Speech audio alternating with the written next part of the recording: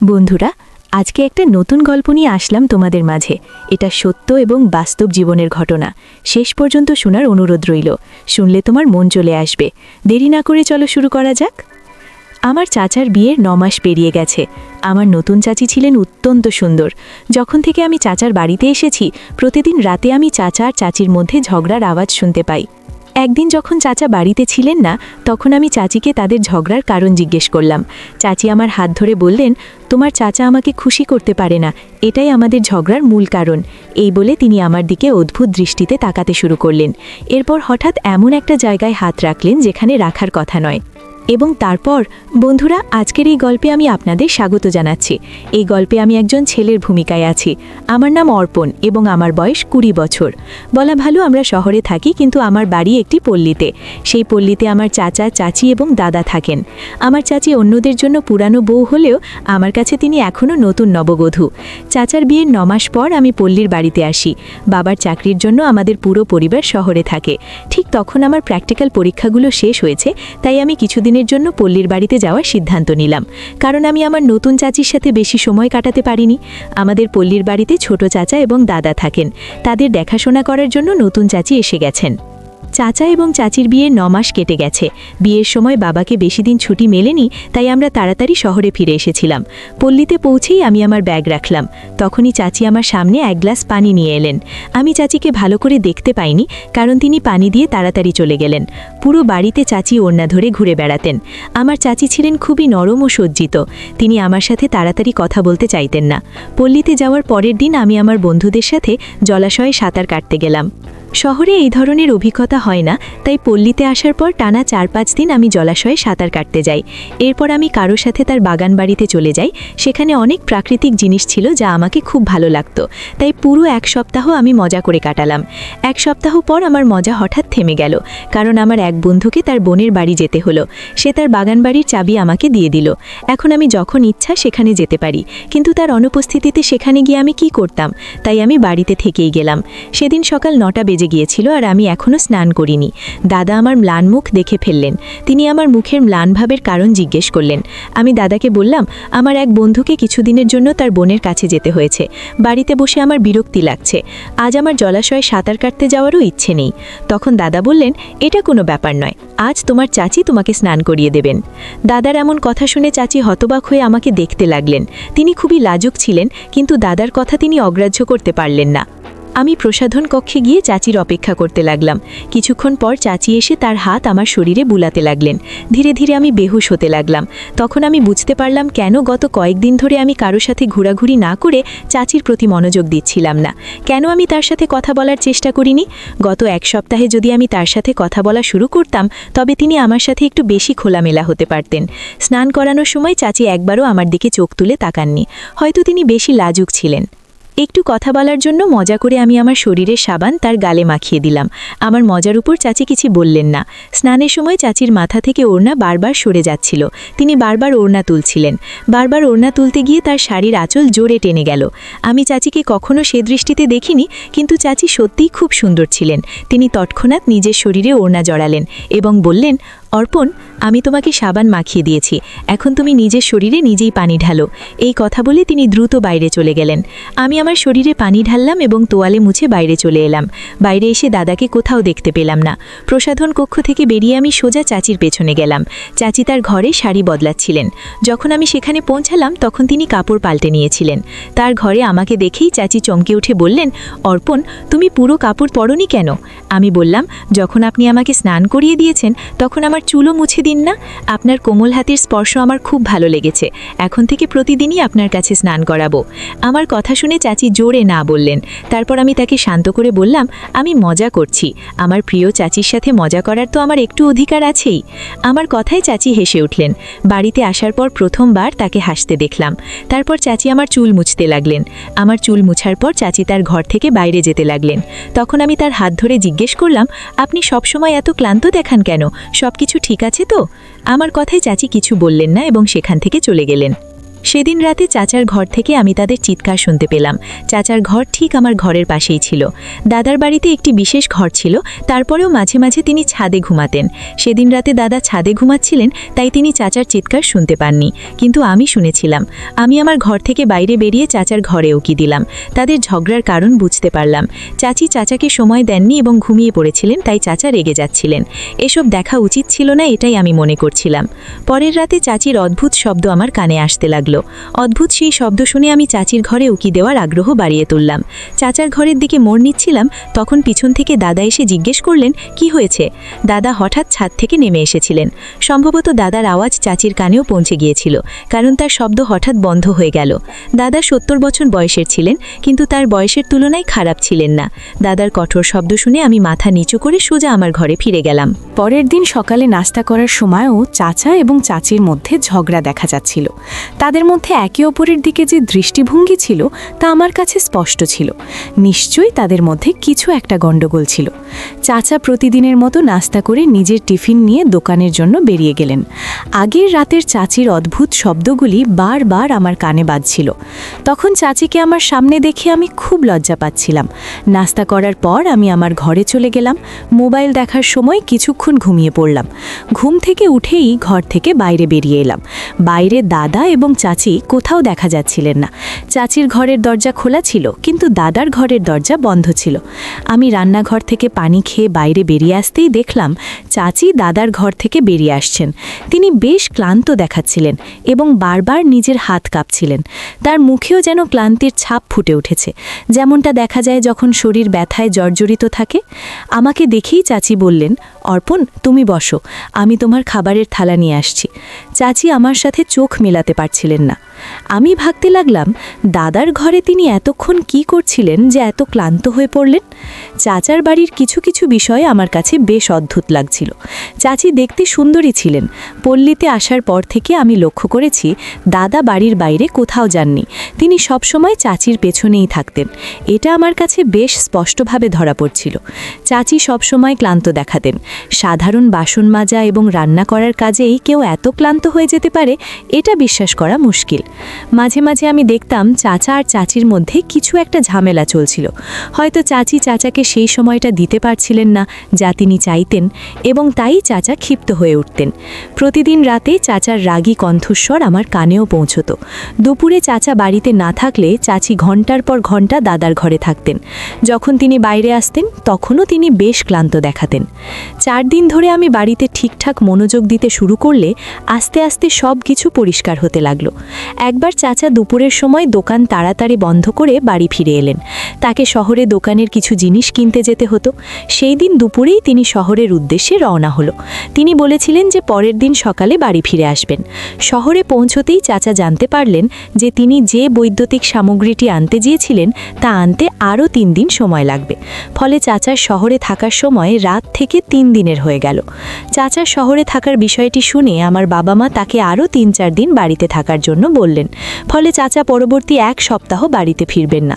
রোজ ছাদে ঘুমানো দাদা চাচার অনুপস্থিতিতে নিজের ঘরে ঘুমাতে শুরু করলেন। সেই রাতে আমি চাচিকে দাদার ঘরে যেতে দেখলাম। তখন আমি বিষয়টিতে খুব একটা গুরুত্ব দিইনি। মাঝরাতে আমার হঠাৎ করে হাসি পেল, তাই আমি উঠে পড়লাম। পানি খাওয়ার জন্য আমি রান্নাঘরের দিকে যাচ্ছিলাম। তখন দেখলাম চাচি দাদার ঘর থেকে বেরিয়ে আসছেন। তিনি খুব ক্লান্ত দেখাচ্ছিলেন। দাদার ঘর থেকে নিজের ঘরের দিকে হেঁটে যেতে গিয়ে আমি দেখলাম তিনি প্রায় হোঁচট খেয়ে যাচ্ছিলেন। তার ভারসাম্য ঠিকঠাক ছিল না। এর আগে যে তিনি পড়ে যান, আমি তার হাত ধরলাম। আমাকে দেখে চাচি ভীষণ ভয় পেয়ে গেলেন। আমি তাকে তার ঘরে নিয়ে গিয়ে বিছানায় বসালাম। তারপর জিজ্ঞেস করলাম, চাচি, এতক্ষণ তুমি দাদার ঘরে কি করছিলে? চাচি কিছুই বললেন না এবং শুধু বললেন, আমার খুব ঘুম পাচ্ছে। তারপর চাদর মুড়ি দিয়ে শুয়ে পড়লেন। চাচির মাঝরাতে দাদার ঘর থেকে বেরিয়ে আসা এবং তার ক্লান্ত মুখ আমাকে কিছু ইঙ্গিত দিচ্ছিল। চাচি আমাকে কিছু বলার জন্য প্রস্তুত ছিলেন না। পরদিন সকাল থেকেই আমি চাচিকে সেই প্রশ্নটি জিজ্ঞেস করার চেষ্টা করছিলাম। দুপুর 3টে নাগাদ দাদা কিছু সময়ের জন্য বাজারে সবজি আনতে গেলেন। তখন চাচি রান্না করার প্রস্তুতি নিচ্ছিলেন। বাড়িতে তখন কেবল আমি আর চাচি ছিলাম। এই সুযোগটা কাজে লাগিয়ে আমি রান্নাঘরে ঢুকলাম এবং ঢুকেই জিজ্ঞেস করলাম, রাতে আপনি দাদার ঘরে কি করছিলেন? চাচি বললেন, তোমার দাদার কাশি হচ্ছিল, তাই তাকে পানি দিতে গিয়েছিলাম। চাচি মিথ্যে বলছিলেন, এটা আমি বুঝতে পারলাম। পানি দেওয়ার জন্য 5 মিনিটই যথেষ্ট, কিন্তু আপনি পুরো 5 থেকে 6 ঘন্টা দাদার ঘরে ছিলেন। এ বাড়িতে আসলে কি চলছে সত্যি করে আমাকে বলুন। এখানে আসার পর থেকেই প্রতিদিন রাতে চাচা আর আপনার ঝগড়ার আওয়াজ আমার কানে আসে। আপনি কেন চাচার সাথে এমন করছেন? চাচার অনুপস্থিতিতে দিনেও আপনি দাদার ঘরে যান, আর এখন তো মাঝরাতে 5-6 ঘন্টা দাদার ঘরে ছিলেন। চাচাকে কি আপনি পছন্দ করেন না? আপনার মনে চাচার জন্য কোনো অনুভূতি আছে কি না? আমি খুব রাগান্বিত হয়ে চাচিকে প্রশ্ন করেছিলাম। তখন তিনি বললেন, তুমি যা বুঝতে চাইছো তাই বুঝে নাও, কিছু কিছু কথা তো তুমি বুঝেই গেছো। শোনো, তোমার চাচা আমাকে সুখী করতে পারেন না, তাই আমি আমার শ্বশুরের সেবা করি। তখন আমি চাচিকে জিজ্ঞেস করলাম, সেবা মানে কি? চাচি বললেন, এখন তুমি যেটা বুঝতে চাইছো সেটাই বুঝে নাও। এটা বলে চাচি সেখান থেকে চলে গেলেন। তিনি আমার প্রশ্নের সরাসরি উত্তর দিতে প্রস্তুত ছিলেন না। একজন সুস্থ স্বাভাবিক যুবক স্বামীকে ছেড়ে তিনি দাদার পিছনে কেন পড়েছেন সেটা আমার কিছুতেই বোধগম্য হচ্ছিল না। 2 দিন কেটে গেল। সেই রাতে চাচিকে আবার দাদার ঘরে যেতে দেখলাম। তিনি আমাকে কিছুই বলার জন্য প্রস্তুত ছিলেন না। পরদিন দাদার এক বন্ধু বাড়িতে এসেছিলেন। কিছু সময়ের জন্য তিনি দাদাকে পল্লীর সভায় নিয়ে গেলেন। আমি জানতাম সেখানে দাদার অনেকটা সময় লাগবে, তাই তার তাড়াতাড়ি বাড়ি ফেরার সম্ভাবনা কম ছিল। তখন আমি একটা অজুহাত বানিয়ে চাচিকে সঙ্গে নিয়ে বাড়ির বাইরে নিয়ে যাওয়ার সিদ্ধান্ত নিলাম। বাড়ি থেকে বেরোনোর সময় আমি চাচিকে বললাম, আমাদের বাজারে যেতে হবে। কিন্তু বাজারে না গিয়ে আমি তাকে আমার বন্ধুর উদ্যান গৃহে নিয়ে গেলাম। উদ্যান গৃহে পৌঁছতেই আমার চোখ চাচির ওপর আটকে গেল। সেখানে আমরা দুজনেই ছিলাম। চাচি প্রশ্ন করলেন, তুমি আমাকে এখানে কেন এনেছো? আমি মিষ্টি মিষ্টি কথা বলে তাকে ভেতরে নিয়ে এলাম। ভেতরে গিয়ে চাচিকে বললাম, আমি জানতাম বাড়িতে থেকে তুমি সত্যি কথা বলবে না, তাই আমি তোমাকে এখানে এনেছি। এখনই আমাকে সত্যি করে বলো, তোমার আর দাদার মধ্যে কি চলছে? তুমি কি সত্যিই চাচার সাথে সুখী নও, নাকি অন্য কোনো কারণ আছে? তখন চাচি আমার হাত ধরলেন এবং হঠাৎ করে আমার খুব কাছে এসে দাঁড়ালেন। তারপর বললেন, অর্পণ, তুমি অযথা বেশি চিন্তা করছো। আমি তোমাকে যা একবার বলেছি সেটাই মেনে নাও। তুমি অনেক দিন হলো পল্লীতে এসেছো, এখানে তেমন কিছু না বুঝেই ঢুকিয়ে থাকার চেয়ে তাড়াতাড়ি নিজের বাড়িতে চলে যাও, না হলে তোমার দাদার মতোই আমাকে তোমারও সেবা করতে হবে। দাদা আমার কাছ থেকে নিজের ও অন্যদের সেবা নেওয়া খুবই পছন্দ করেন।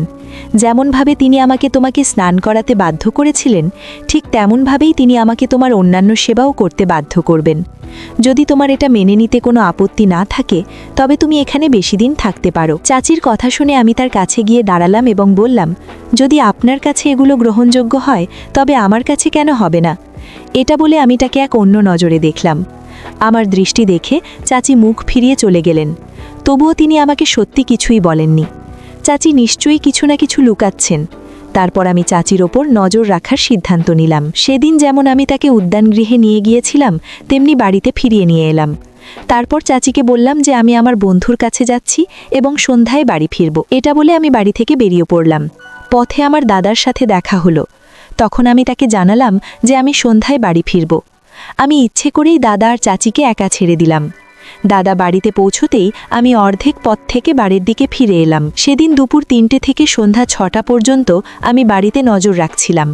দাদা আর চাচির মধ্যে কি হচ্ছিল সবকিছু আমার চোখের সামনেই ছিল। সারা দিন তাদের কথোপকথন থেকে আমি সবকিছু বুঝে নিয়েছিলাম। তাদের উপর নজর রাখার পর রাত 9টায় আমি বাড়ি ফিরে প্রতিদিনের মতো চুপচাপ রাতের খাবার খেলাম।